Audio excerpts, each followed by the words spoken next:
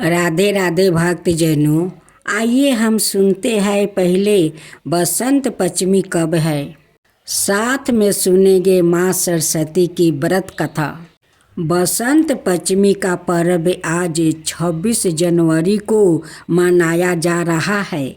आज के दिन ज्ञान और वाणी की देवी माँ सरस्वती की पूजा करते हैं। माता सरस्वती को प्रसन्न करने के लिए उनके प्रिय फूल, भोग वस्तु आदि अर्पित किया जाता है। सरस्वती वंदना और मंत्र का जप किया जाता है कि देवी श्रद्धा प्रसन्न हो और वो शिक्षा, कला एवं संगीत में सफलता का वरदान दे।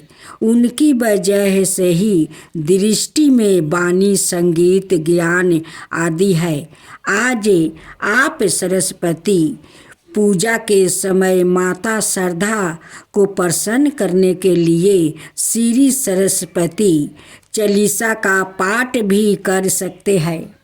कहते हैं कि जो लोग मंत्र जप में सवाय को सहज नहीं पाते हैं, उनके लिए सबसे आसान तरीका है कि वो बसंत पंचमी पर पूजा के समय सरस्वती चालीसा का पाठ करें।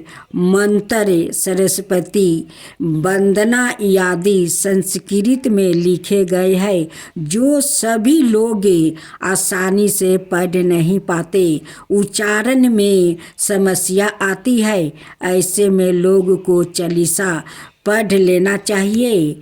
इससे भी माँ सरस्वती प्रसन्न होती है, क्योंकि इसमें उनके गुणों और महिमा का वर्णन है। आज आप सुने एक सेठ जी का और एक गरीब लड़का का कहानी। एक सेठ सेठानी थे, वो बहुत धार्मिक थे, दान पुण्य करता था, भिखू भिखार का भोजन भी खिलाता था, वो सभी प्रजा का देखभाल भी करता था। लेकिन सेठ जी का कोई संतान नहीं था। उस लिए सेठ जी थोड़ा उदास रहा करते थे। एक दिन सेठ जी कहीं जा रहे थे, उसी रास्ता में एक बालक मिला। वो बालक आकर सेठ जी से कहते हैं कि साहेब, मुझे 1 रुपया दे दीजिए। अब उस बालक को बात सुनकर सेठ जी कहने लगे कि बालक, 1 रुपया से तुम्हारा क्या होगा? वो कहने लगा कि 1 रुपया से मेरा पेट भर जाएगा, तो मेरे लिए 1 रुपया बहुत ज्यादा है साहेब। सेठ जी कहने लगे कि बालक, अगर 1 रुपया का जगह मैं तुम्हें 2 रुपया दूं तो?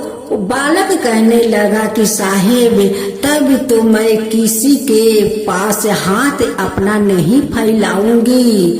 फिर सेठ कहने लगे कि अच्छा बालक, 2 रुपया के जगह अगर मैं 10 रुपया दूं तो? तब फिर बालक कहने लगा कि साहेब, तब तो मैं किसी के पास कभी अपना हाथ नहीं फैलाऊंगा। फिर सेठ जी पूछा कि अच्छा बालक, मैं 10 रुपया का जगह अगर तुम्हें 100 रुपया दूं तो?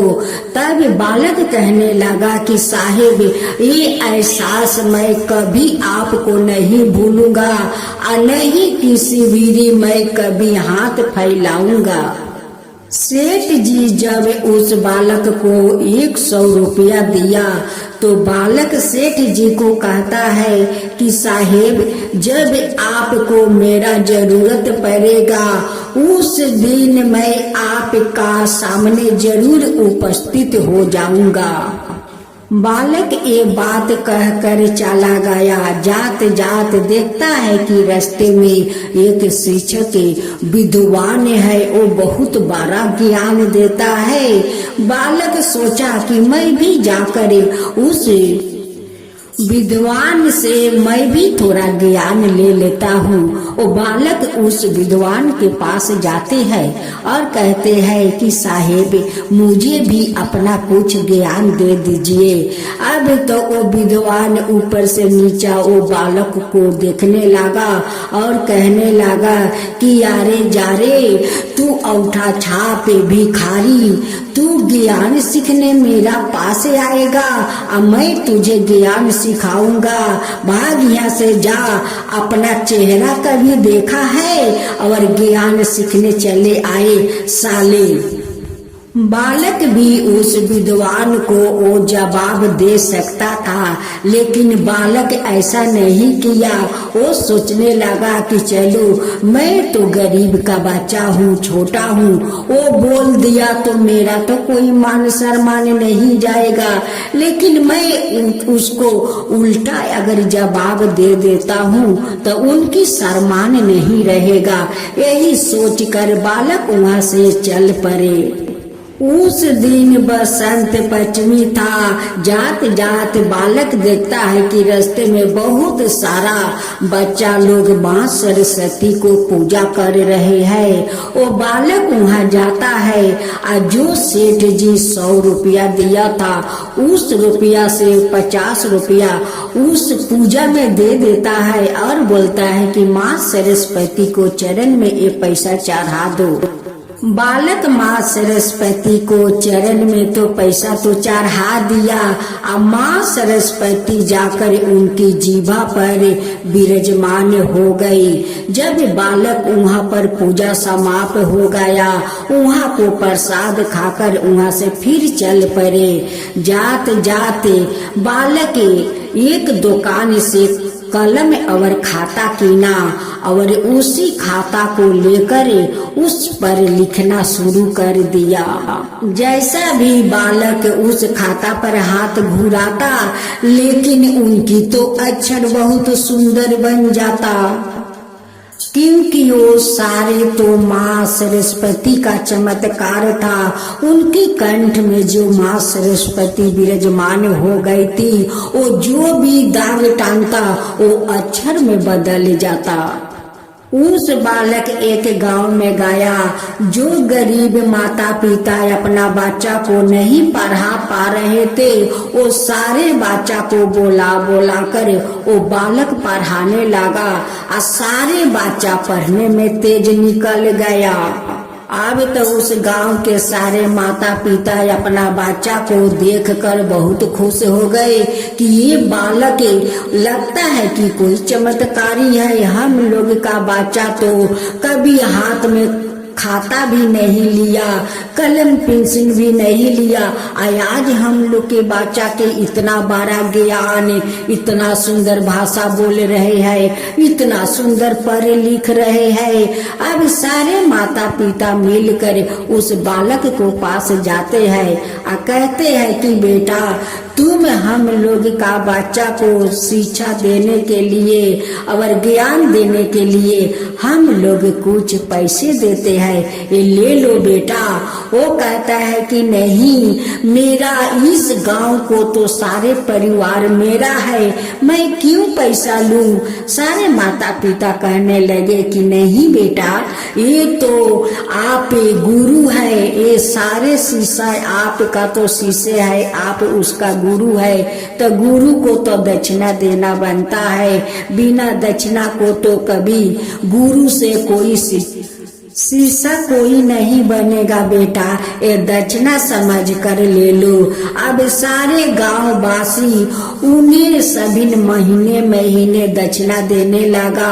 अब तो वो लड़का बहुत बड़ा बन जाता है, वो पढ़ लिख कर बहुत बड़ा हो गया। एक शहर में जाता है या शहर में जाकर बहुत बड़ा मकान बनाता है और बहुत बड़ा मिठाई का दुकान बनाता है। इधर सेठ सेठानी तो वो लोग दोनों बहुत बुरा हो चुके थे, वो लाठी पर चलने लगे।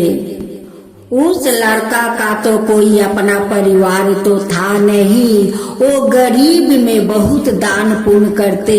जो माता पिता अपना बच्चों को नहीं नहीं पढ़ा लिखा सकते उस माता पिता को, बच्चों को वो बालक पढ़ा लिखा कर बहुत बड़ा आदमी बना देता। उस लिए सारा नगरवासी उस बालक को बहुत मान दान करते और वो अपना सारे नगरवासियों लोग का अपना परिवार मानता।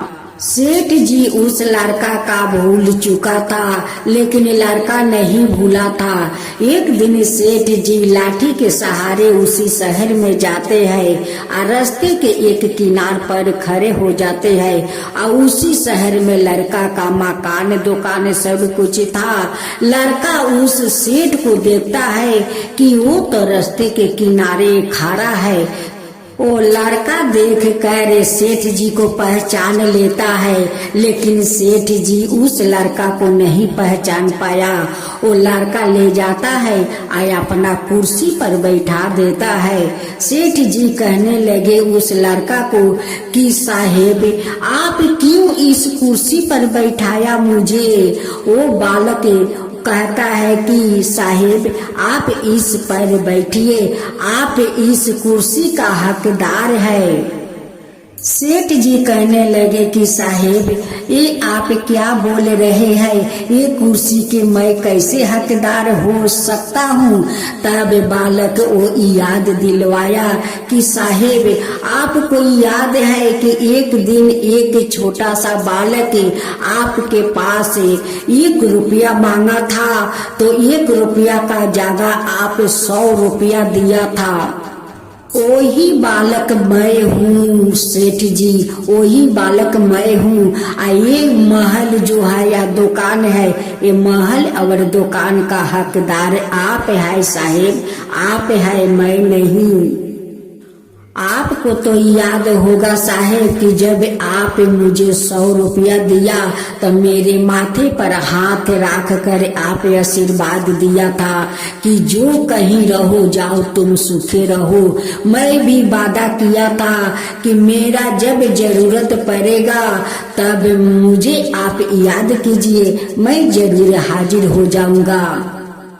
ये दुकान और मकान जो देखते हैं, ये दुकान और मकान को तो साहेब आप ही मालिक है। अभी तो सेठ जी उस बालक को अपना भूख से लगा कर पुका फाड़ कर रोने लगा कि बेटा बस कर, बेटा बस कर, आज तू इतना बड़ा बन गया है, मैं तो बहुत खुश हूँ रे बेटा, बहुत खुश हूँ। बालक सेठ जी को उनकी घर ले जाते हैं या घर ले जाकर राजा रानी को पोशाक पहनाते हैं या पहनाकर रथ पर बैठाकर आदर सम्मान से सेठ सेठानी को अपना घर में ले आते हैं। और उस दिन फिर जहाँ पर माँ सरस्वती को वो लड़का पूजा कर रहा था, वहीं पर दोनों सेठ सेठानी को ले जाकर कहते हैं कि देखिए इसी माता के कारण आज मैं यहाँ तक आया हूँ। जो आप 100 रुपया दिया था उसी रुपया तो मुझे ताकत दिया था, उसी रुपया से आधे रुपया माँ सरस्वती को चरण में दिया था और उसी 50 रुपया के कारण माँ सरस्वती मेरे जीभ पर आकर रजमान हो गई। सेठ कहने लगे कि देखो बेटा तुम मुझे साहिब करके मत बुलाओ, देखो मेरा तो कोई संतान नहीं है और तुम्हारा कोई अपना परिवार नहीं है, तुम मेरा बेटा हो, अपना बेटा हो, तुम माता पिता कहकर बुलाओ बेटा। लड़का कहने लगे कि माता पिता देखिए आज बसंत पंचमी है, आज माँ सरस्वती का पूजा है, आज हम सारे परिवार मिलकर धाम धूम से माँ सरस्वती को पूजा करते हैं। अब सेठ सेठानी अपना बेटा बना लिया, सभी परिवार मिलकर माँ सरस्वती को बहुत धूमधाम से पूजा करते हैं। सेठ सेठानी सरस्वती जी को हाथ जोड़ कर कहते हैं, हे माँ सरस्वती आज मेरा बेटा को आप इतना बड़ा बनाया, पढ़ा लिखा करे, आपको मैं कोटि कोटि धन्यवाद करता हूँ माता। सारे नगर वासियों को, संतान को ऐसे ही पढ़ा लिखा कर माता 12 बना दीजिए। अपना ज्ञान दीजिए, अपना विद्या दीजिए, ऐसे ही दीजिए जैसे आप मेरा बेटा को दिया, वैसे ही सबको बेटा को दीजिए माता। सेठ सेठानी अपना बेटा को लेकर धाम धूम से माँ सरस्वती को पूजा करते हैं। सारा नगरवासी को बुलाकर वहाँ पर प्रसाद बांटते हैं। सब लोग बहुत खुशी थे, बहुत खुश हो गया और कहने लगे कि हे माँ सरस्वती, जैसे आप इस बालक को पढ़ा लिखा कर विद्वान बनाया, वैसे सबका बच्चा को बनाना। हे माँ सरस्वती, सबको बनाना। जो आपका कथा कहे, जो सुने, जो हुंकर भरे, उन सब के ऊपर वैसे ही कृपा करना। हे माँ सरस्वती, सबका ऊपर ऐसे ही कृपा करना। माँ सरस्वती की जय हो, माँ सरस्वती की जय हो।